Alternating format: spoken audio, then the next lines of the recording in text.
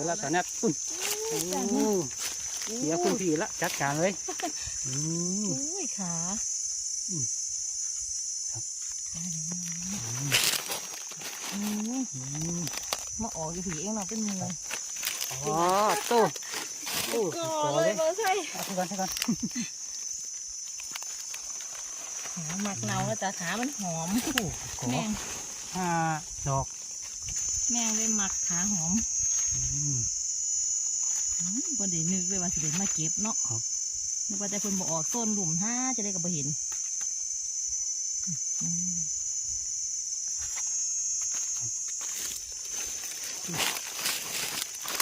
อุ้ยหมดหาไหมฮะเป็นงามเลยเนาะจ๊ะอันนี้